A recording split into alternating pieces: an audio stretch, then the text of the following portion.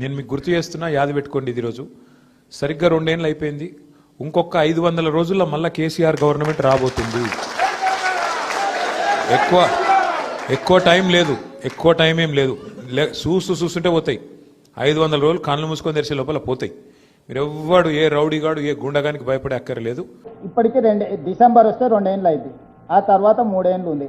సంవత్సరానికి ఎన్ని రోజులు ఉంటాయి? 365 రోజులు అయితే ఉంటాయి కదా మన లెక్క ప్రకారం. ఒకవేళ కేటీఆర్ క్యాలెండర్ ఎట్లుందో నాకు తెలియదు, కానీ ఈ లెక్క ప్రకారం 1000 రోజుల పైనే అవుతుంది కదా. ఆయన 500 రోజులు అంటుంటే ఆయన మరి అంటే లెక్కలు ఎట్లేస్తున్నాడో ఏందో నాకు తెలియదు. మరి అమెరికా, ఇండియా ఇటు అటు క్యాలిక్యులేషన్స్ ఇటు చేస్తున్నా, లేకపోతే ఆయన మేల్కతో ఉన్నప్పుడే లెక్కలు పెట్టుకుంటున్నా నాకు తెలియదు. సో 8 సంవత్సరాలు, యు మార్క్ మై వర్డ్, రేపు జమిలీ ఎలక్షన్స్ వస్తాయి. డిసెంబర్లో ఎన్నికలు రావు. 2028 బదులు 2029 జూన్లో ఎన్నికలు వస్తాయి. 2029 నుంచి మళ్ళీ 5 సంవత్సరాలకు ఎన్నికలు జరుగుతాయి. 2034 జూన్.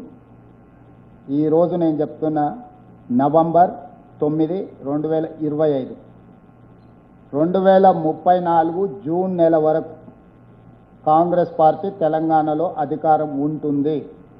ఇప్పటివరకు నేను చెప్పింది నిజమని నమ్మిన వాళ్ళందరూ దీన్ని అంచనా వేసుకొని ముందుకు వెళ్ళండి.